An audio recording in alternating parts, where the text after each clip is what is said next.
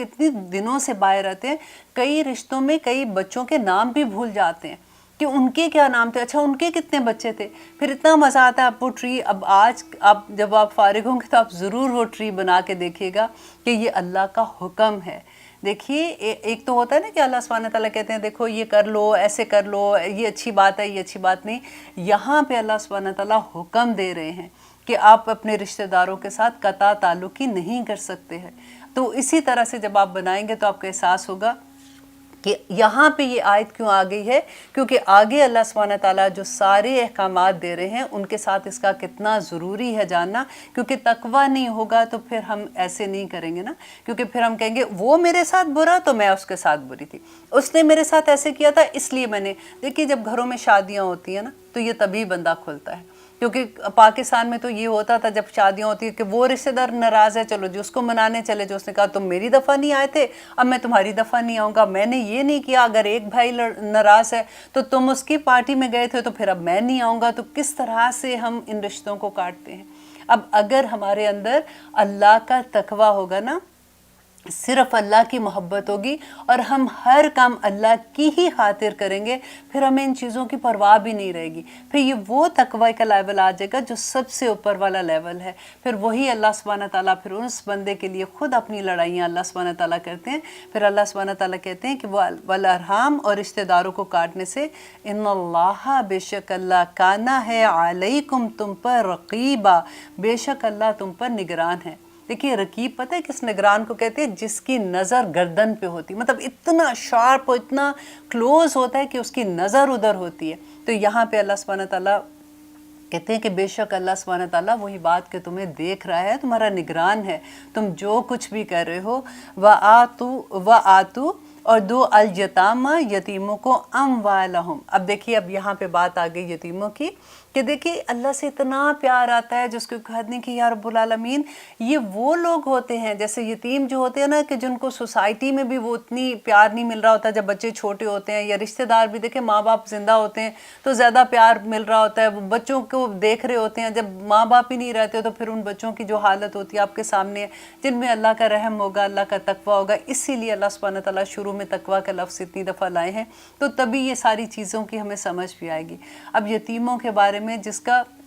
बाप नहीं है, जिसके सर से साया उठ गया, अल्लाह का साया है उसके ऊपर। अल्लाह सुब्हानहू तआला उसके बारे में कहते हैं कि व आतू, और दो अल यतामा, यतीमों को, अमवालहुम, उनके माल, वला ततबद्दलू, और ना तुम तब्दील करो, अल खबीसा, नापाक को, बित्तय्यिबी, पाक से। और जो नापाक चीज़ें हैं, अगर देखें अगर कोई बाप जैसे फौत हो गया, उसके बच्चे नाबालिग हैं, अभी छोटे हैं,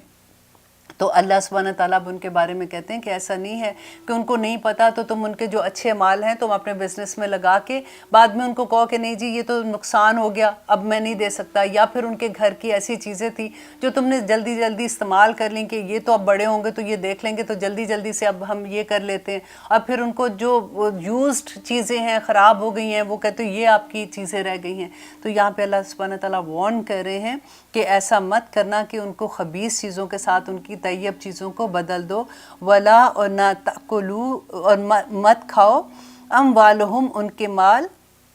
इला अमवालिकुम, अपने मालों के साथ मिलाकर। देखिए जैसे मैंने पहले कहा ना कि अपने मालों के साथ मिलाकर, कि अल्लाह सुब्हानहू तआला कहते हैं ऐसे मत करना। इन्नहु, बेशक वो, काना है, हुबन, गुनाह, कबीरा, बहुत बड़ा गुनाह है ये कि तुम उनके माल अपने मालों में मिला दो, या फिर उनकी कोई चीज़ अपनी चीज़ों में मिला के, इसलिए कि इनको क्या पता चलना। आपको याद है कि सूरत कहफ में हमने पढ़ा था कि उस ज़माने में ये होता था कि लोगों के पास जो जायदादें होती थी वो माँ बाप जो होते थे वो खोद के ज़मीन में उसके अंदर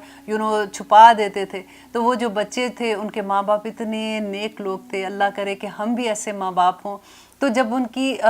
दीवार गिरी थी तो हज़रत मूसा अलैहिस्सलाम जा रहे थे साथ सफ़र पे, तो उन्होंने कहा कि वो दीवार जब बना दी थी तो उन्होंने कहा क्योंकि उनके माँ बाप नेक थे, और अगर इसलिए दीवार अल्लाह सुब्हानहू तआला ने हुक्म दिया था वो बना दी थी,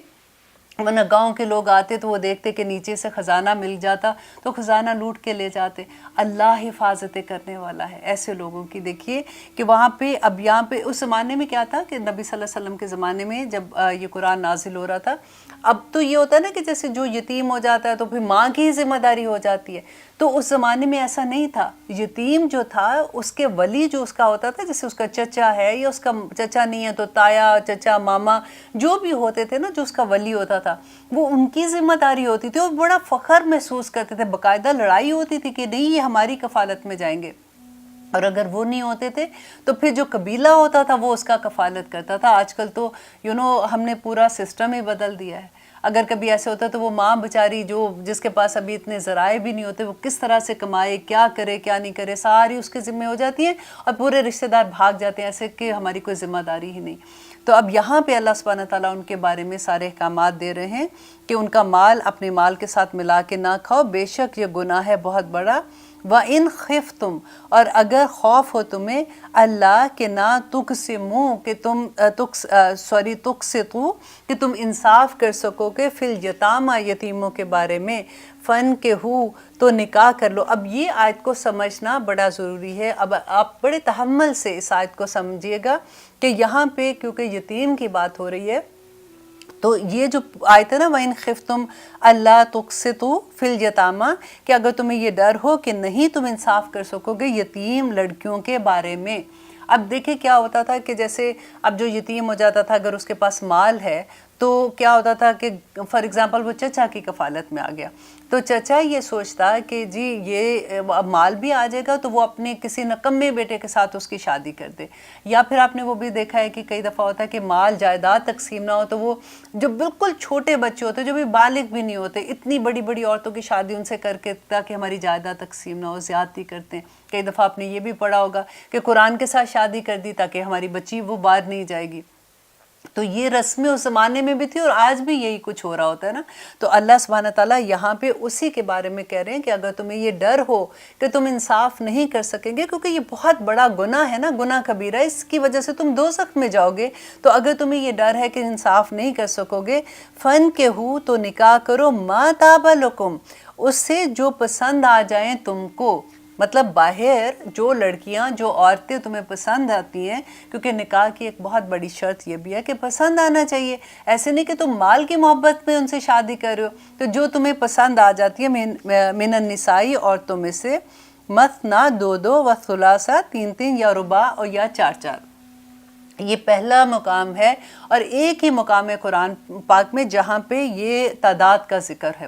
تعداد کا ذکر کیا گیا. اس کی اب انشاءاللہ آگے جہاں پہ بھی اس کے پوری ڈیٹیل آئے گی، سورۃ طلاق میں بھی آتی ہے انشاءاللہ اور آگے بھی، تو میں اس کے بارے میں آپ کو بتاؤں گی کہ اس میں کیا حکمت تھی. اللہ سبحانہ تعالیٰ نے یہ جو دیکھیے یہاں پہ ایک بات آپ اچھے سے سمجھ لیں کہ یہ حکم نہیں ہے اللہ سبحانہ تعالیٰ کا کہ یہ 4 شادیاں کرنا یا 3 یا 2 شادیاں کرنا. یہ اس زمانے میں جب یہ آیت نازل ہوئی تھی نا تو عربوں میں یہ رواج ہوتا تھا، وہ بہت بہت شادیاں کر لیتے تھے. آپ کو یاد ہے داؤد علیہ السلام کا جب قصہ پڑھتے ہیں تو داؤد علیہ السلام کی 100 بیویاں تھیں. اس کے علاوہ جو مشرکین مکہ تھے وہ تو ان کی بے شمار بیویاں ہوتی تھیں. اگر آپ نے شہزادوں کی ہسٹری اگر آپ دیکھتے ہو تو وہ حرم میں اتنی عورتوں سے نکاح کر کے رکھا ہوتا تھا، پھر پتہ ہی نہیں ہوتا تھا کہ کون عورت کہاں ہے، اور اس کا کسی کا حق نہیں دیا جاتا تھا. عورتوں کو غلامی کی طرح نکاح کر کے ان کو غلاموں کی طرح بس چھوڑ دیا جاتا تھا اور کسی کو اس کا حق نہیں دیا جاتا تھا. اللہ سبحانہ تعالیٰ نے اسلام میں اس پہ حد لگا دی کہ 4 سے زیادہ شادیاں نہیں کر سکتے ہو، اور اس کے پھر ریزن بھی. اب آگے دیکھیے کہ اللہ سبحانہ تعالیٰ کیا کہتے ہیں کہ فَإِنْ خِفْتُمْ اگر ڈر ہو تم کو، اللہ کہ نہ تعدلوا کہ تم عدل کر سکو گے، فواحدتاً تو ایک ہی کافی ہے. اس کو بڑا سا انڈر لائن کر دیں کیونکہ یہ بھول جاتے ہیں اس بات کو، جب کبھی بحث کرتے ہیں نا تو پھر اس بات کا بتانا بھول جاتے ہیں کہ فواحدتاً. نبی صلی اللہ علیہ وسلم نے کہا تھا کہ وہ لوگ جو عدل نہیں کرتے قیامت کے دن ایسے اٹھیں گے جیسے فالج زدہ بندہ اٹھتا ہے، اس کی ایک سائڈ فالج زدہ ہوگی اور وہ اتنی تکلیف سے اٹھے گا اور اس کا بڑا عذاب ہوگا اس کے اوپر. تو اور آگے کہتے ہیں او ما ملکت ایمانکم یا جن کے مالک ہوئے دائیں ہاتھ مینس ہماری لونڈیاں، ذالکا یہ ادنا زیادہ قریب ہے اللہ کے نہ تعولو کہ تم نا انصافی کرو. کہ ناانصافی دیکھیں نہیں کر سکتے نا آپ نے. اب ایک آدمی آپ دیکھیں ایک آدمی ہے اس کے فار ایگزامپل اس کی 2 بیویاں ہیں یا 3 بیویاں تو ڈیفینیٹلی ان میں سے اولاد بھی ہوگی. پھر اولاد ہے تو ڈیفینیٹلی اولاد کی آگے خرچے بھی ہوں گے, ان کے سکول ہیں, ان کی بیماریاں بھی, ان کی خوشیاں بھی, اور پھر آگے سارا اتنے گھروں کا خرچہ چلانا.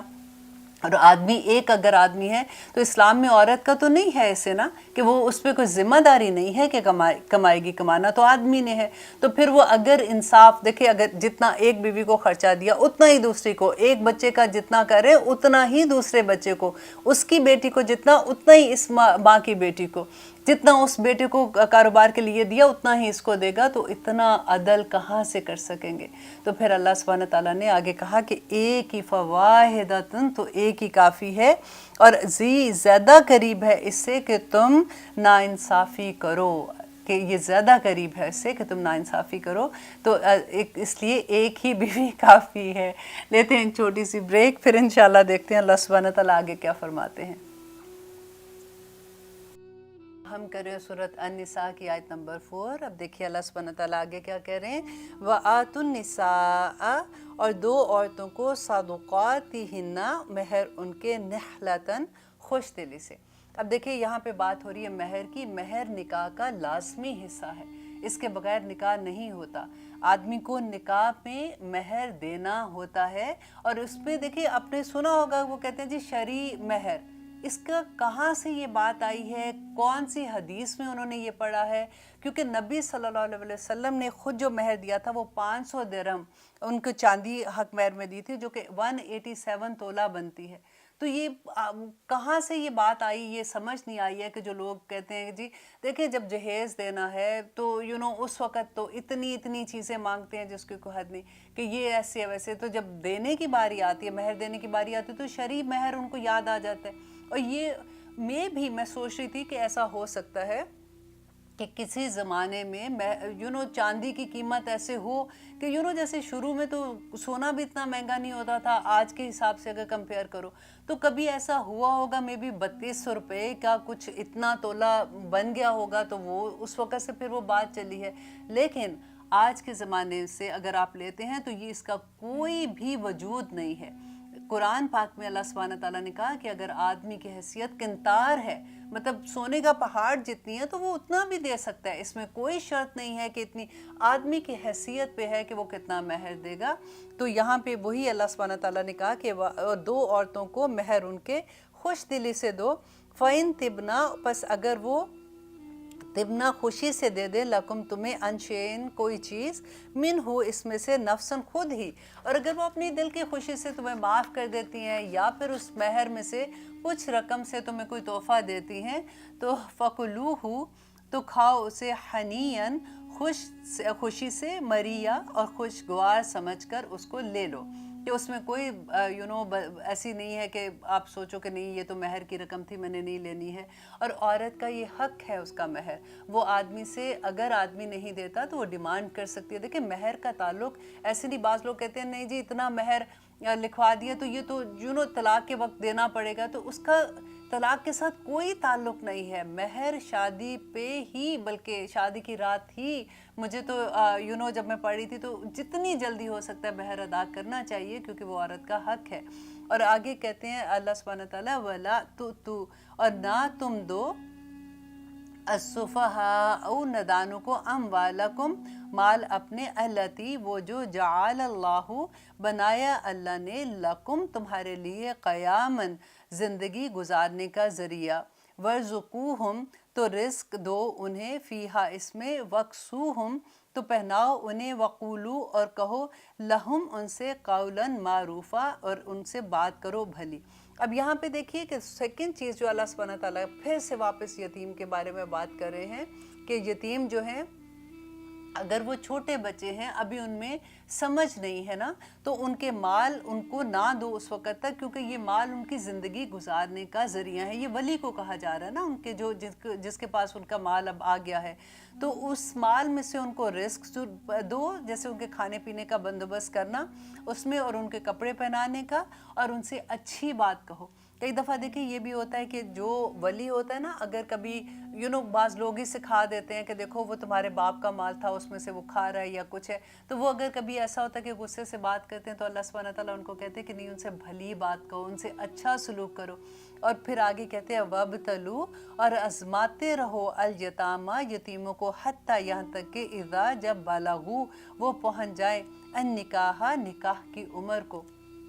ولی کو بتایا جا رہا ہے کہ جب تک ان کو دیکھتے رہو کہ ان میں شعور اتنا آ گیا ہے کہ وہ اپنے پیسوں کی حفاظت کر سکتے. ایسا نہیں ہے کہ تم کہو کہ میرے ذمے ختم کروں، میں کسی طرح سے پکڑاؤں انہیں، نہیں، آپ ایسے نہیں کر سکتے ہو. آگے اللہ سبحانہ تعالیٰ بڑی خوبصورت ایگزامپل، جیسے ہوتا ہے نا ایک پکچر کریٹ کر دیتے ہیں اللہ سبحانہ تعالیٰ، تو یہاں پہ اللہ کہتے ہیں کہ ان کو آزماتے رہو یہاں تک کہ وہ پہنچے نکاح کی عمر کو. فَإِن، پس اگر آنستم، پاؤ تم منہم ان میں، رشدہ، بھلائی، سوجھ بوجھ، فادفعوا، تو دے دو انہیں، علیہم انہیں، اموالہم، تو ان کے مال پورے کے پورے ان کو واپس دے دو. ولا تأکلوها، اور نہ کھاؤ انہیں، اسرافاً، اسراف کرتے ہوئے، وبداراً، اور جلدی جلدی کرتے ہوئے، ان کے ان یکبروا، کہ وہ بڑے ہو جائیں.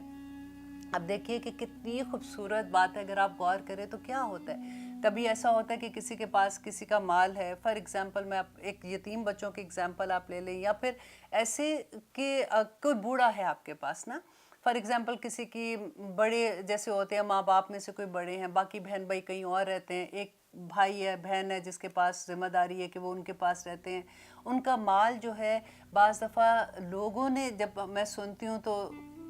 رونگٹے کھڑے ہو جاتے ہیں کہ انہوں نے اس چکر میں کہ کہیں یہ فوت ہو جائیں گے تو جو مال بچے گا تو دوسرے بھائی بھی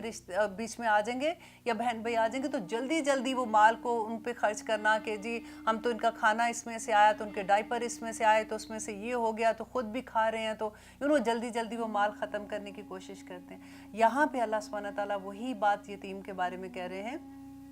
کہ آپ کو یہ ڈر ہو کہ یہ جوان ہو جائے گا تو اس کو دینا پڑے گا، تو جلدی جلدی اس کا مال آپ خرچ کرنے کی کوشش کرو اور اس سے اپنی ضرورتیں زندگی پوری کرو. تو یہاں پہ اس کا منع کیا گیا ہے کہ وہ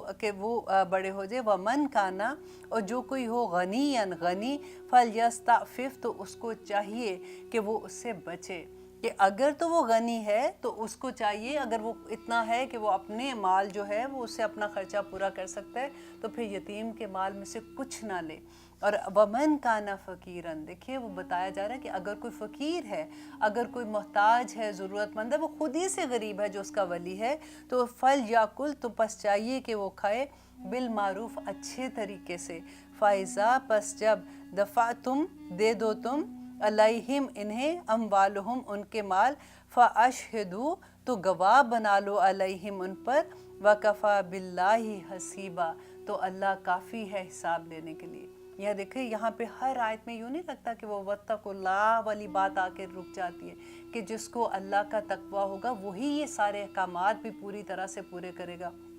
یہاں پہ اللہ سبحانہ تعالیٰ کہتے ہیں کہ اگر غنی ہے تو وہ اس کے مال میں سے کچھ نہ لے، لیکن اگر کوئی غریب ہے، خود ہی سے اس کے حالات ایسے ہیں، تو پھر وہ اس کی کفالت کرنے کے لیے بھی کہ چلو میں اس کی حفاظت کر رہا ہوں، یا اس کے مال کو میں نے انویسٹ کیا ہوا ہے تو اس میں سے اگر وہ لے کے اپنا بھی تھوڑا بہت خرچہ چلا لیتا ہے تو وہ یہ کر سکتا ہے. لیکن پھر اللہ سبحانہ تعالیٰ کہہ رہے ہیں کہ حساب تو اللہ نے لینا ہے، اگر تم اس میں زیادتی کرو گے تو اللہ پوچھ لے گا قیامت کے دن. اور پھر آگے اللہ سبحانہ تعالیٰ کہتے ہیں لِلرِّجَالِ، اور اب یہاں پہ وراثت کے قانون کے بارے میں آ رہا ہے کہ اتنا یہ اگلی جو بھی آیات ہیں یہ اتنی غور سے سننے والی ہیں،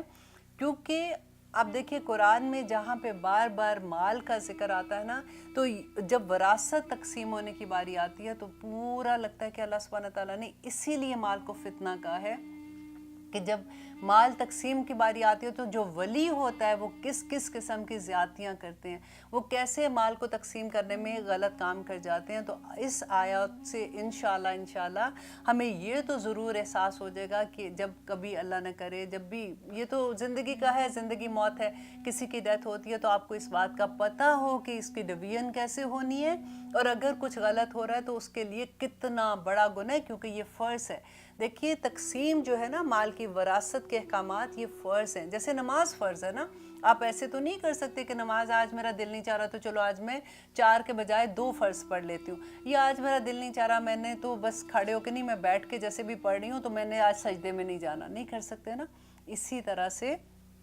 یہ جو وراثت کے احکامات ہیں نا، یہ بھی فرض ہیں، ان کو جب اس کی اہمیت سمجھیں گے، اسی لیے وَاتَّقُوا اللَّهَ اللہ نے بار بار کہا تھا کہ جب ہم اس کی اہمیت سمجھ جائیں گے تو پھر ہمیں اتنا ڈر لگے گا، کیونکہ جیسے ان آیات کی سمجھ آتی ہے نا تو پھر فوراً دماغ میں آتا ہے کہ یا اللہ جب میری دادی فوت ہوئی تھی تو کیا ہوا تھا، جب میرے نانا فوت ہوئے تھے کیا ہوا تھا، جب میری امی فار ایگزامپل میری امی کی ڈیتھ ہوئی تھی، تو ہم وہ سارے سینیریوز آنکھوں کے آگے لاتے ہیں، پھر اللہ سے معافی مانگتے ہیں کہ یا اللہ ہمیں تو اتنی ڈیٹیل نہیں پتہ تھی، ہمیں معاف کرنا۔ اور دیکھیں یہ ہر مسلمان کو پتہ ہونا چاہیے، کیونکہ یہ ہمارے قرآن میں ہے، اللہ سبحانہ تعالیٰ نے بلیک اینڈ وائٹ ساری چیزوں کو بتا دیا ہوا ہے۔ اب یہ جو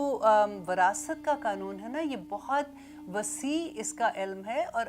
جتنا بھی ابھی جتنا ہمیں سمجھ آتی ہے قرآن سے اتنا تو ہم لیں گے، لیکن اگر اس سے زیادہ کسی کو کوئی بات پوچھنی ہوتی ہے تو پھر جو اس میں جنہوں نے زیادہ پڑھا ہوا ہے، سمجھا ہوا ہے، وہ پھر آپ ان سے بھی پوچھ سکتے ہیں۔ الحمدللہ اب یہاں پہ پہلا قانون آ رہا ہے وراثت کا کہ للرجالی مردوں کے لیے نصیب ایک حصہ مما اس میں سے جو تارکہ چھوڑ جائیں والدانی والدین والاقربون اور رشتہ دار، وللنسائی اور عورتوں کے لیے ہے نصیباً ایک حصہ مما اس میں سے تارکہ چھوڑ جائیں والدانی والدین والاقربون اور قرابت دار۔ اب پہلی آیت میں اللہ سبحانہ تعالیٰ نے پہلے دیکھیے کہ عورتوں اور آدمیوں کو برابر کا حصہ بتا دیا۔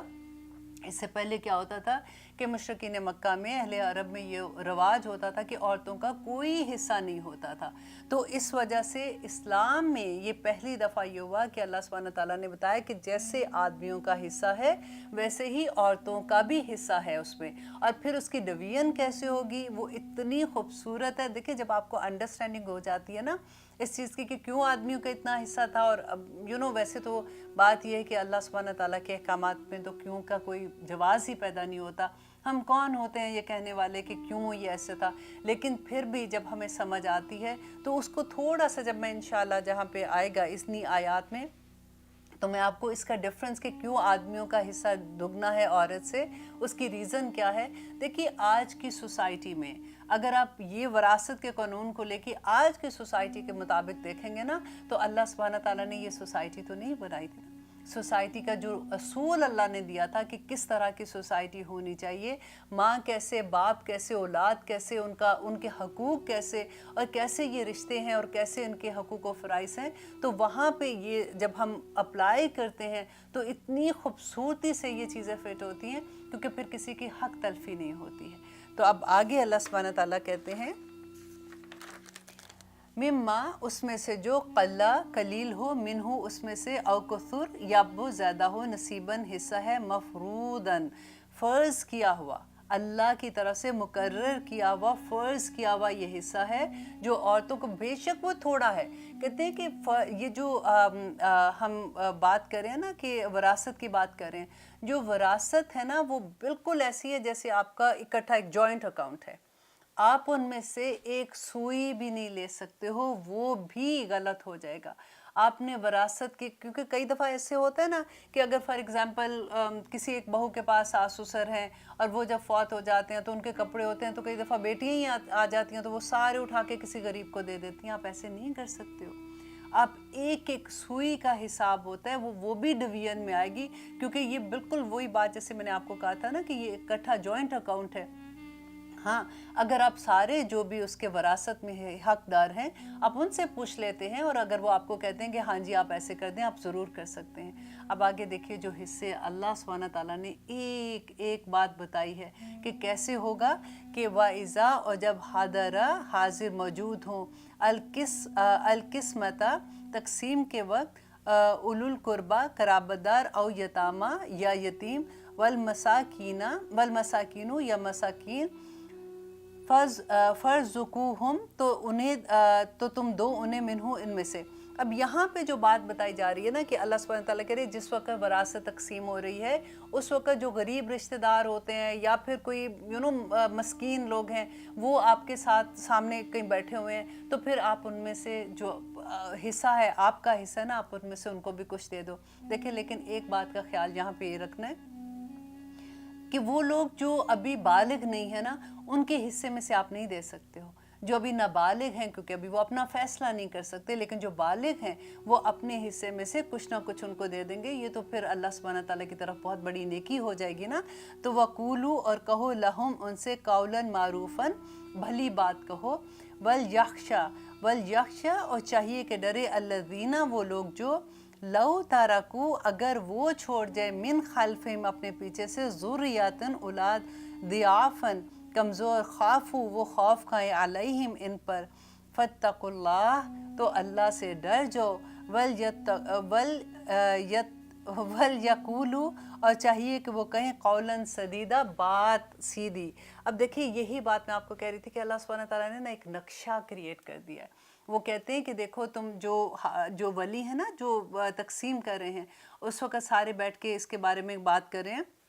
اللہ سبحانہ تعالیٰ کہتے ہیں کہ اگر تم یہ سوچو کہ تم اگر ایسے وقت میں ہو کہ تم فوت ہو گئے ہو اور تمہارے پیچھے جو بچے ہیں وہ کمزور چھوڑ گئے ہیں تو تم ان کے لیے کیا سوچ رہے ہو کہ وہ ان کے ساتھ کیسا سلوک کیا جائے. تو آج جو پیچھے کمزور بچے ہیں جو ابھی چھوٹے ہیں ابھی نابالغ ہیں تو ان کے بارے میں بھی تم ویسے ہی فیصلہ کرو جیسے تم اپنی اولاد کے لیے کرتے ہو. دیکھیں اس سے زیادہ محبت اور کون کرے گا.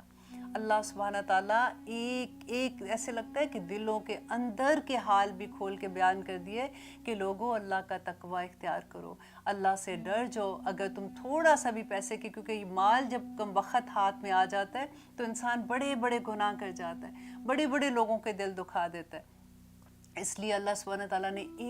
ایک جو رشتہ ہے نا اس کی ڈویژن کا اس میں بتا دیا. انشاءاللہ اگلے پروگرام میں ہم اس کے بارے میں ڈیٹیل سے پڑھیں گے. آپ بھی سنتے رہیے اور آپ دعا کیجئے کہ اللہ سبحانہ تعالیٰ ہمیں اس پہ عمل کرنے کی توفیق عطا کر دے. آمین ثم آمین. السلام علیکم ورحمۃ اللہ وبرکاتہ.